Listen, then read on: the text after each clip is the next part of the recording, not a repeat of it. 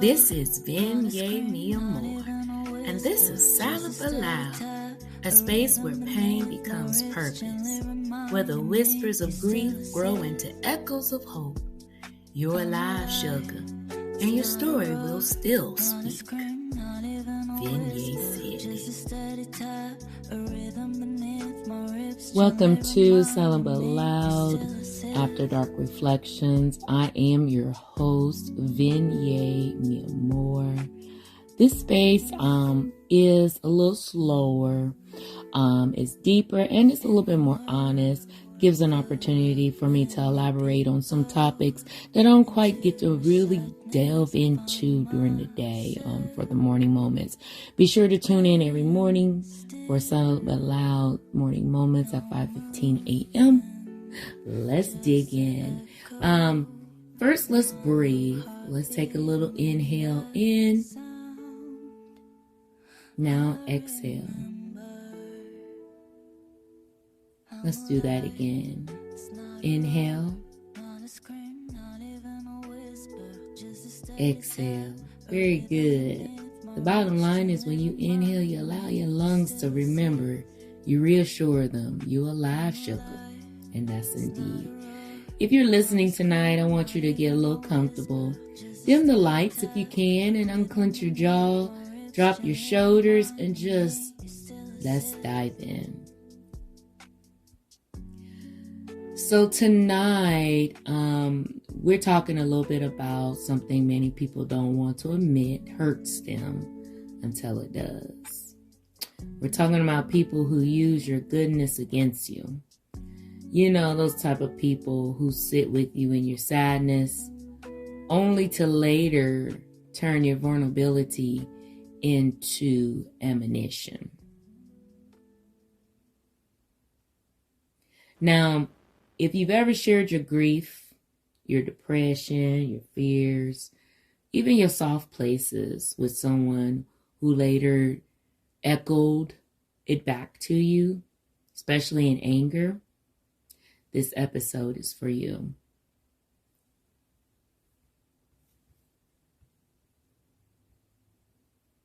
Let's talk about triggers, because the word gets misused a lot.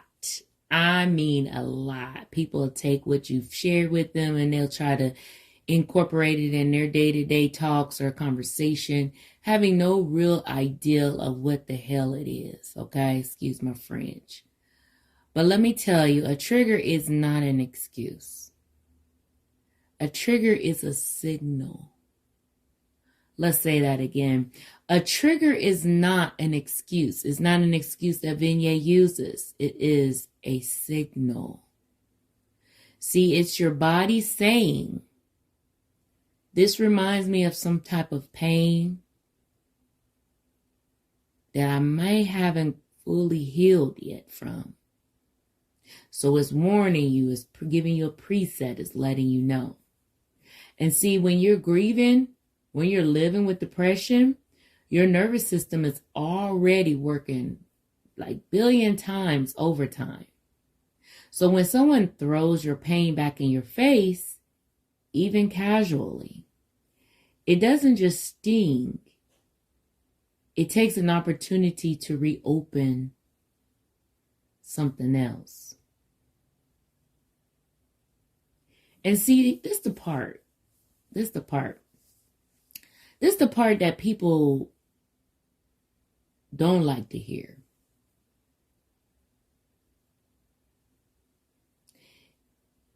If someone knows your wounds and they chooses to press on them anyway, that's just talking about like a sore. You got a sore and somebody come over and puncture it. Or you see in movies where it says if it doesn't hurt and they push on it. Guess what? That's not love. And that's not even friendship. That's called emotional violence. Yes, I said it, emotional violence. Let's talk about it.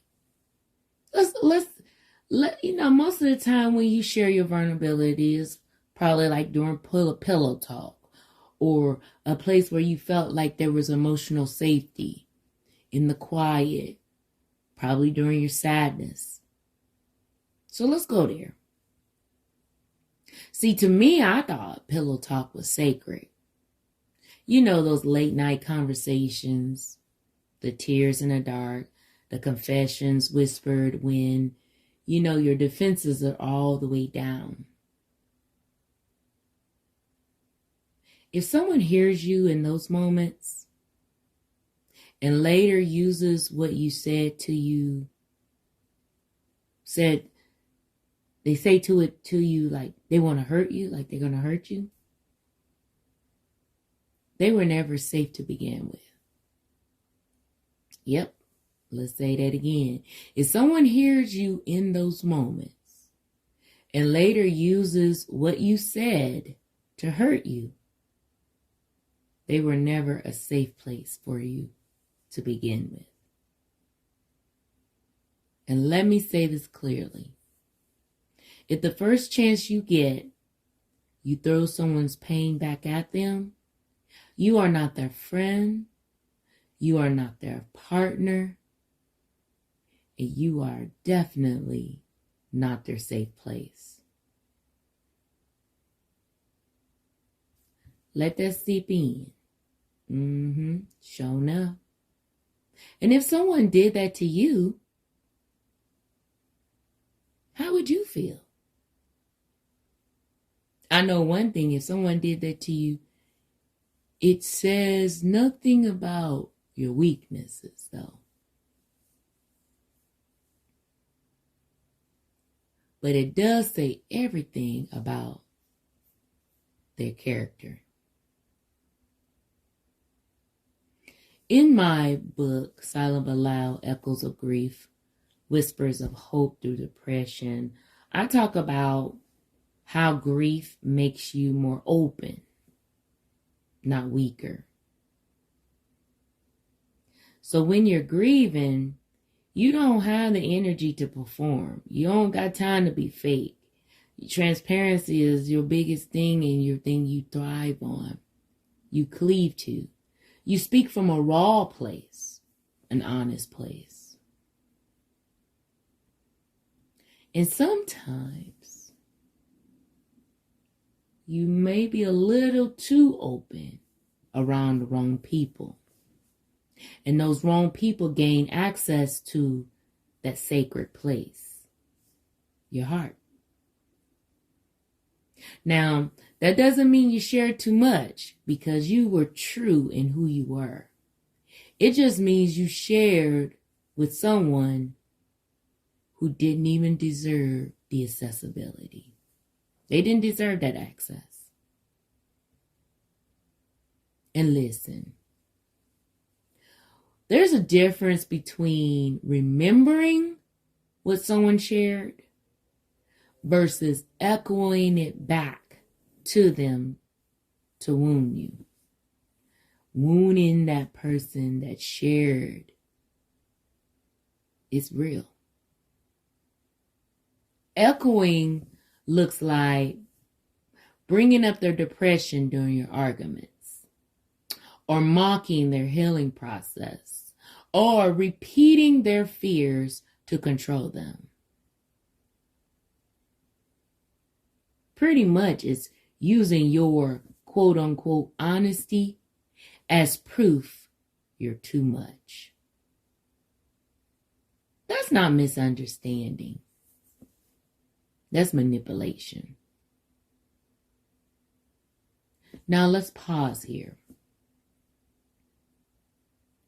I want you to know that having depression does not mean you are fragile. It simply means you are human in a world that asks too much.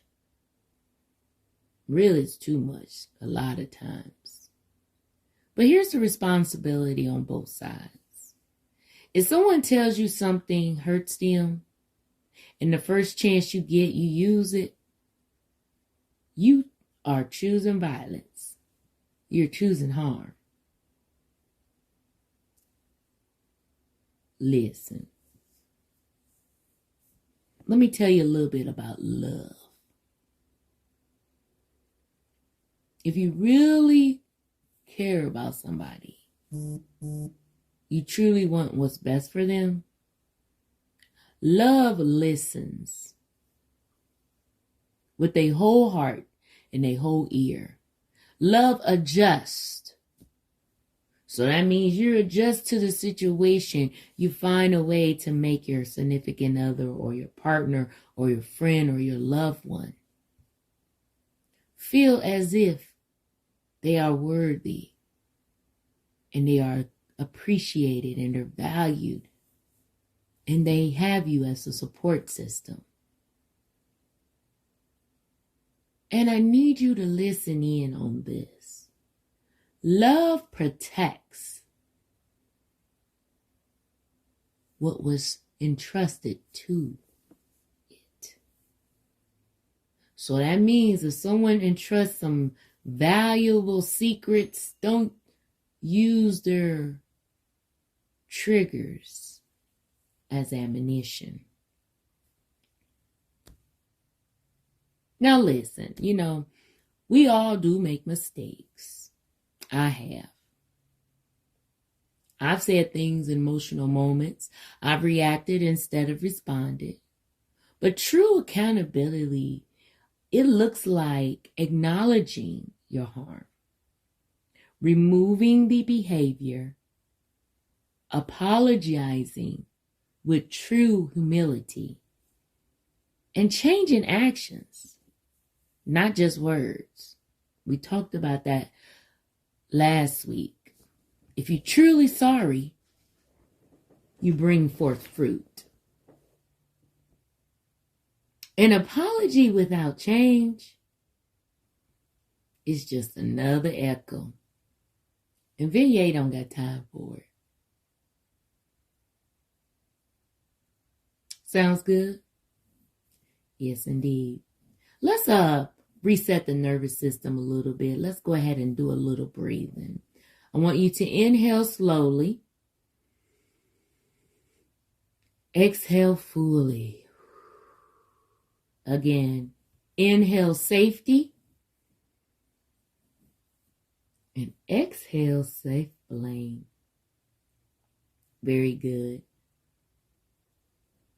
The bottom line is if someone knew your pain and they choose or they have chosen to weaponize it, you didn't lose them, sugar. They disqualified themselves from out of your life. Say, peace be gone. Pew, goodbye. Because the bottom line, you are not too sensitive. You are not weak. And you are not asking for too much to have someone to truly get you, to hear you, and to truly love you. You're just asking for emotional safety.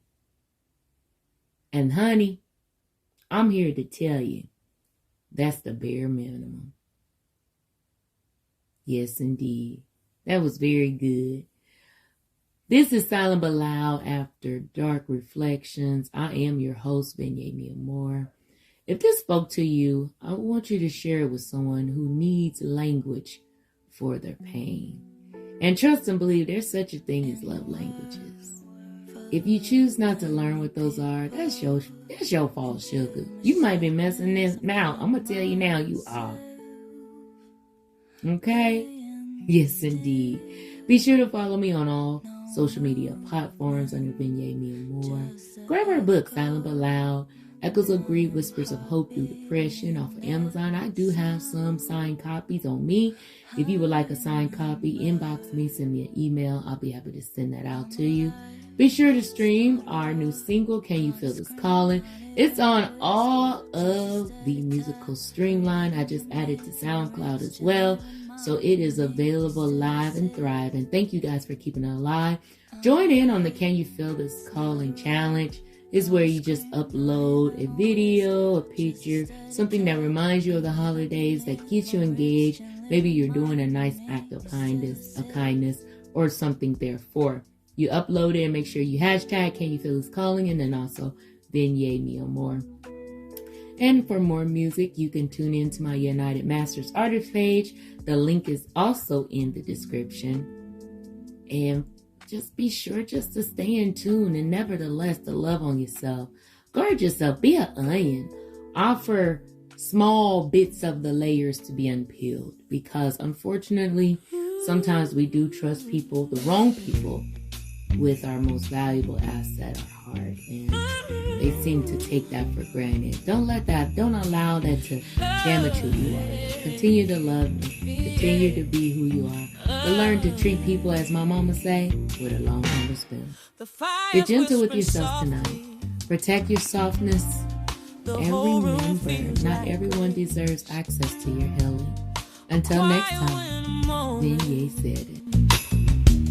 Where my heart finds sacred space, I lean back in reflection,